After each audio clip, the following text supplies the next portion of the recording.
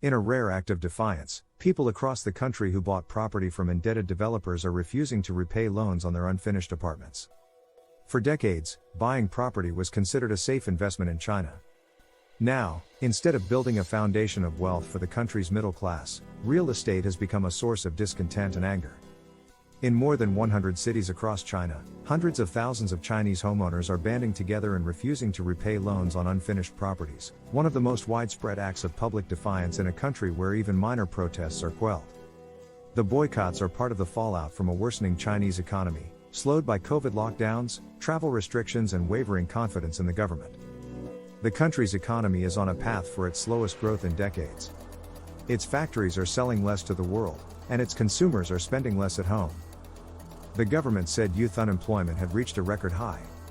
Compounding these financial setbacks are the troubles of a particularly vulnerable sector: real estate. Life is extremely difficult, and we can no longer afford the monthly mortgage, homeowners in China's central Hunan province wrote in a letter to local officials in July. We have to take risks out of desperation and follow the path of a mortgage strike. The mortgage rebellions have roiled a property market facing the fallout from a decades-long housing bubble.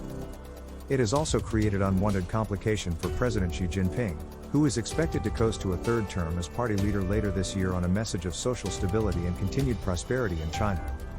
So far, the government has scrambled to limit the attention garnered by the boycotts. After an initial flurry of mortgage strike notices went viral on social media, the government's internet censors kicked into action. But the influence of the strikes has already begun to spread. The number of properties where collectives of homeowners have started or threatened to boycott has reached 326 nationwide, according to a crowdsourced list titled "We Need Home" on GitHub, an online repository.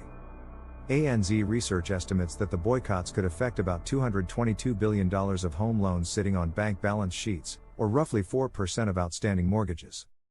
Any momentum behind the mortgage strikes would add to a growing number of economic issues facing the Chinese Communist Party. When a rural bank froze withdrawals in Henan province in central China, it set off a violent showdown between depositors and security forces. Recent college graduates are struggling to find work with youth unemployment at 20%. Small businesses, the biggest provider of jobs, are fighting to survive under the constant threat of COVID-19 lockdowns. Chinese Premier Li Keqiang visited the southern technology hub city of Shenzhen and urged a heightened sense of urgency for an economic recovery. But the property sector presents a unique set of challenges. Real estate drives about 1/3 of China's economic activity, by some estimates, and housing accounts for about 70% of household wealth, making it the most important investment for most Chinese people. In 2020, to address concerns about an overheating property market in which homeowners would often buy apartments before they were built, China started to crack down on excessive borrowing by developers. The move created a cash crunch for many firms that had relied on easy access to debt to keep construction projects humming. As financial strain deepened, Evergrande and other large property developers spiraled into default, and the impact rippled across the industry. Last month, hundreds of companies that provide services and supplies to the property sector, such as construction firms and landscapers, issued a joint statement to government authorities saying they were facing a crisis of survival because they hadn't been paid for months. Homeowners of a partly built apartment complex in the central Chinese city of Zhengzhou compared themselves to Rickshaw Boy, or Camel Xiangzi, a tragic character in Chinese literature whose dream, a rickshaw of his own, is thwarted by corruption and dishonesty. We, as thousands of Xiangzis, must throw away those shackles, and let those who robbed us of money and smashed our cars know that Xiangzi is no longer the lamb who is slaughtered by others, the homeowners wrote in a notice last month to local banks and government officials. If the developers do not finish building, all owners will forcibly stop repaying the loans at the end of August, they wrote. One of the homeowners who signed the notice was Andy Lee. Mr. Lee first purchased a $150,000 apartment in the development in 2019. After making monthly mortgage payments for 3 years, he learned in February that the apartment wouldn't be completed in May as promised. In fact, all construction had stopped. The Yufa Group, the developer, told the homeowners that the handover had to be delayed until December. "We don't even know what happened to the money." "How come there's no money?" Mr. Lee said. "We will definitely stop paying the mortgage if there are truly no other ways." The Yufa Group was not immediately available for comment, and a phone call went unanswered. A second listed number had been disconnected.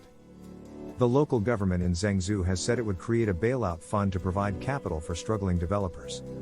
Last month, the Politburo, China's top ruling body, said local governments should make sure unfinished buildings are completed.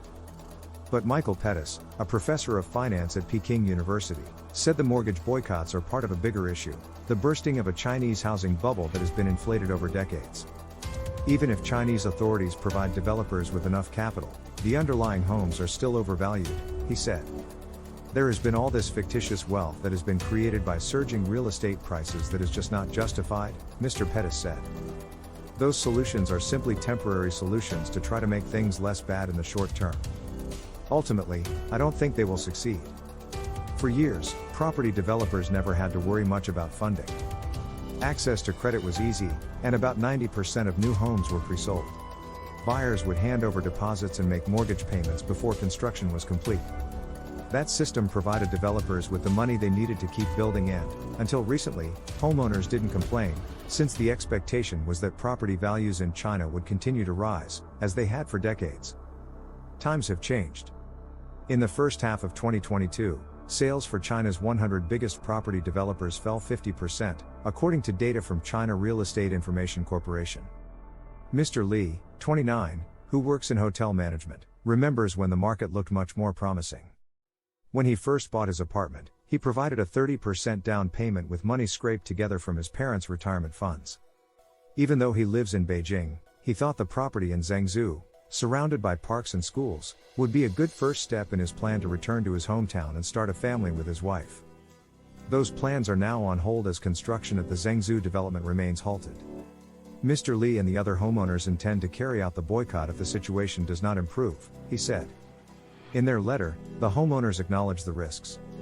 China's social credit system punishes infractions, such as failure to repay loans, by limiting an individual's ability to travel, get their children into school or borrow from banks in the future. However, in the notice last month, the homeowners said those risks did not outweigh a threat to their survival. When we feel desperate, they wrote, the credit system is a paper tiger for us, a shackle that can be thrown into the trash at any time.